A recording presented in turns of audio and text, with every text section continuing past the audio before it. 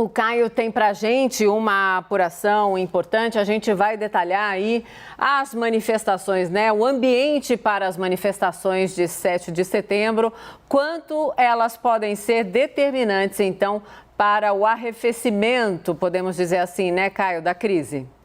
Isso, Monalisa. O Palácio do Planalto e o Supremo Tribunal Federal, eles colocaram as manifestações do dia 7 de setembro, já antecipei isso um pouco aqui nos outros comentários que eu fiz hoje, eles colocaram o 7 de setembro como determinantes para que a crise entre os poderes perca força ou chegue a níveis incontornáveis, né?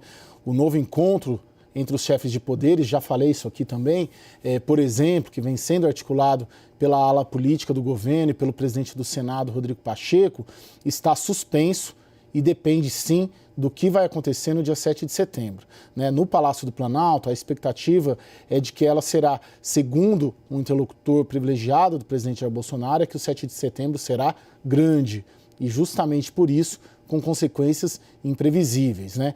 As áreas de inteligência, essa informação é bem importante, já monitoram eventuais problemas e tentam se antecipar. Vou trazer duas informações aqui.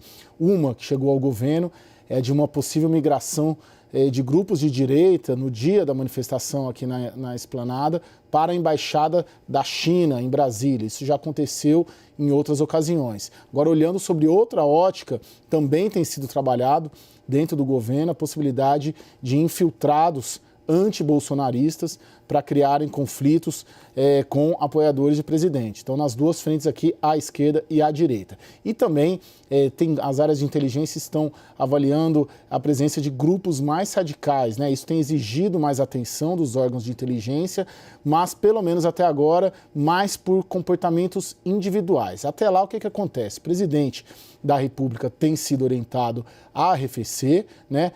Hoje a gente trouxe essa informação já aqui no site da CNN. Ele, por exemplo, suspendeu essa decisão de apresentar o impeachment contra o ministro do Supremo Tribunal Federal, Luiz Roberto Barroso. Esse foi um passo que ele deu. A avaliação é de que o embate com Barroso diminuiu e o próprio ministro do Supremo Tribunal Federal, Barroso, também arrefeceu ali no embate, deu uma submergida na avaliação de assessores presidenciais. A expectativa é de que ele também não reaja a essa decisão do presidente do Senado, Rodrigo Pacheco, de arquivar o pedido de impeachment do Alexandre de Moraes, protocolado na sexta-feira passada. Um dos principais argumentos, isso é bem interessante, utilizados pela ala política do governo com o Bolsonaro, na conversa com o Bolsonaro, os bombeiros, né, que a instabilidade política diminuiu e tende a diminuir as chances dele se reeleger. Então, isso que tem sido conversado com o presidente. Nessas conversas, segundo interlocutores, ele reage, ele fala, poxa, quem começou a briga foi o Supremo Tribunal Federal, que não deixa eu governar. Isso é o que ele fala.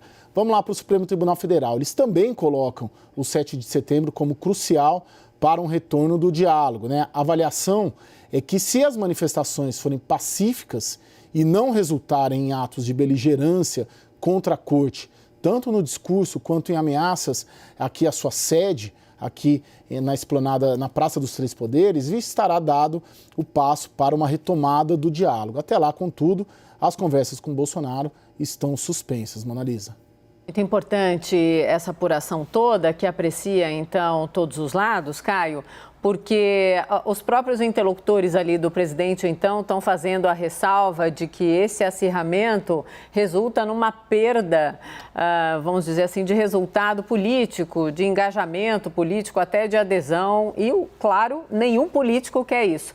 Você consegue imaginar isso, ver esse ponto como um ponto determinante para o que seria um recuo definitivo, Caio? Em qual aspecto, Mona? Me perdoe. O aspecto do entorno do presidente fazer a ressalva de que esse acirramento constante pode resultar, sim, numa perda ali de alavanca eleitoral, de alcance eleitoral. Sim. Essa é uma manifestação que pode, de fato, entrar ali na cabeça do presidente. Isso, Monalisa, porque, evidentemente, o presidente Jair Bolsonaro tem a pretensão de ser reeleito. Todo político tem, né?